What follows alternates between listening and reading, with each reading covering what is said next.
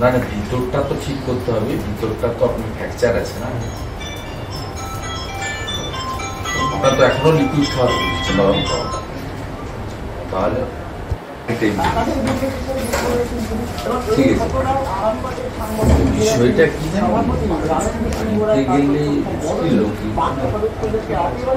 আর একটু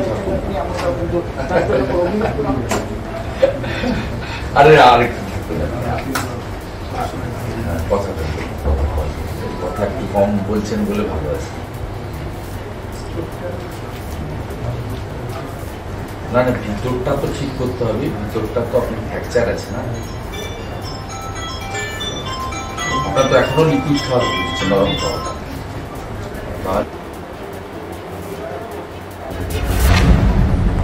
খগেন মুর্মুকে দেখতে শিলিগুড়িতে শুভেন্দু অধিকারী। রাজ্য সরকারকে কটাক্ষ বললেন 1,20,000-এর বাড়ি হয় না। রাজ্যের বিরোধী দলনেতা শুভেন্দু অধিকারী বৃহস্পতিবার সকালে পৌঁছন উত্তরবঙ্গ সফরে।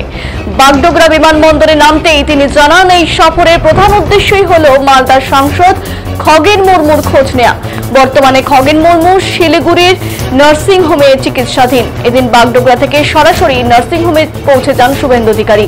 সেখানে সাংসদের সঙ্গে কিছুক্ষণ কথা বলেন, তার শারীরিক অবস্থার খবর নেন চিকিৎসকদের কাছ থেকে। এদিন সাংবাদিকদের প্রশ্নের উত্তরে শুভেন্দু অধিকারী রাজ্য সরকারের নীতির তীব্র সমালোচনা করে বলেন, 1,20,000 টাকায় বাড়ি হয় না, কমপক্ষে 5 লক্ষ টাকা দেওয়া উচিত। এই মন্তব্যের মাধ্যমে তিনি রাজ্যের আবাসন প্রকল্প নিয়ে প্রশ্ন তোলেন এবং দাবি করেন সরকার বাস্তব পরিস্থিতি থেকে বিচ্ছিন্ন। শুভেন্দু অধিকারী আরো জানান, তার একাধিক কর্মসূচি রয়েছে। উত্তরবঙ্গের বিভিন্ন এলাকায় সংগঠনের অবস্থা খতিয়ে দেখবেন তিনি। রাজনীতি ও মানবিকতার মিশেলে এদিনের সফর যেন এক প্রতীকী বার্তা দিল। বিরোধী নেতার মানবিক উপস্থিতি যেমন গুরুত্বপূর্ণ, তেমনি রাজনীতির মঞ্চেও লড়াই অব্যাহত।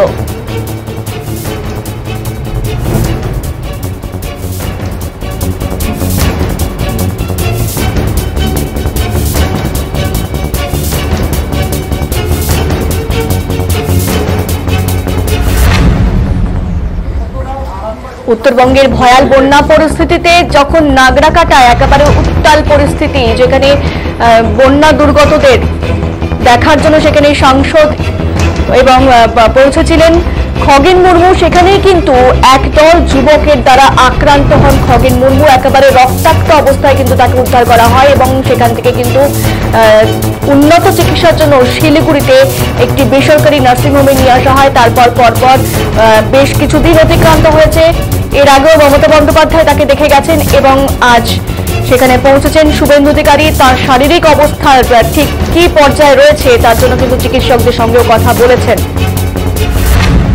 বাগডোগরা বিমানবন্দরে নেমেই তিনি কিন্তু সেই সফরের প্রধান উদ্দেশ্য মালদার সাংসদ খগেন মুর্মুর খোঁজ নিতেই একেবারে সোজা নার্সিংহোমে পৌঁছে যান এবং তারপর বাগডোগরা থেকে সরাসরি নার্সিংহোমে পৌঁছন এবং সাংসদের সঙ্গে কিছুক্ষণ কথাও বলেন। তার শারীরিক অবস্থার ঠিক কি পর্যায়ে রয়েছে তার জন্য চিকিৎসকদের সঙ্গে কথা বলেন। তারপর কিন্তু রাজ্য সরকারের নীতির তীব্র সমালোচনা করে বলেন, 1,20,000 টাকায় বাড়ি হয় না, কমপক্ষে 5 লক্ষ টাকা দেওয়া উচিত। চোখ রাখবো সেই দিকে। এফআইআর নেম যারা ছিল তাদেরকে এর আগে অ্যারেস্ট করেন। আজকের অ্যারেস্ট যদি এফআইআর নেম হয়ে থাকে, ওই এফআইআর 9 জনের মধ্যে কিনা দেখতে হবে, কারণ এর আগে যে 4 জনকে ধরেছে ওটা কমপ্লিটলি আইওয়াস। এক হচ্ছে মিডিয়াতে পারসেপশনটাকে ঠিক করার জন্য, ইমেজ। দ্বিতীয় হচ্ছে এসটি কমিশন এবং স্পিকার ওম বিড়লা রাজ্য সরকারকে রিপোর্ট দিয়েছিলেন, সেইটা থেকে বাঁচার জন্য। থার্ড হচ্ছে একজন আদিবাসী সাংসদ বা নেতার গায়ে হাত পড়েছে, ম্যাসিভ ব্লিডিং হয়েছে। যে ছবিটা শুধুমাত্র কমন পিপলের মধ্যে নয়, মেনলি আদিবাসীদের মধ্যেও এর একটা ব্যাপক ব্যাড রিয়াকশান হয়েছে। তাই নন এফআইআর নেম কয়েকজনকে তৃণমূলের সঙ্গে কথা বলে গ্রেপ্তার করা হয়েছে। কিন্তু প্রকৃত যে লোকগুলো, রমজান আলী থেকে পিঙ্কি খাতুন থেকে, যাদের ছবি আমরা মার্ক করে দিয়েছি, যারা এফআইআরে 1 থেকে 9 আছে, তাদেরকে এখনো পর্যন্ত গ্রেপ্তার হয়নি। তাই খগেন মুর্মু মহোদয় বা তার যারা কমপ্লেনার এফআইআরে তারা ইতিমধ্যে কলকাতা হাইকোর্টে ভ্যাকেশন বেঞ্চে গেছে পুলিশ ইনঅ্যাকশন এবং এনআইএ বা কোনো সেন্ট্রাল এজেন্সির কোর্ট মনিটরিং ইনভেস্টিগেশনের জন্য।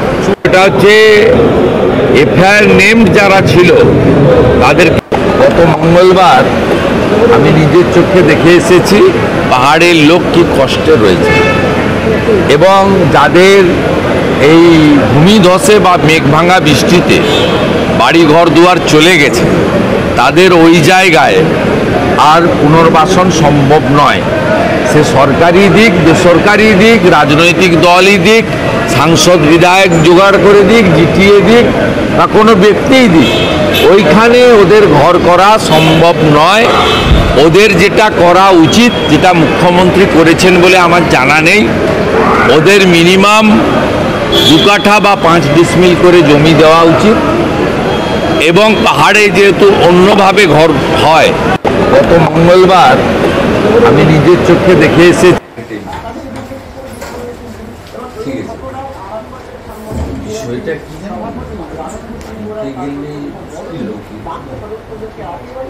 আর আরে আর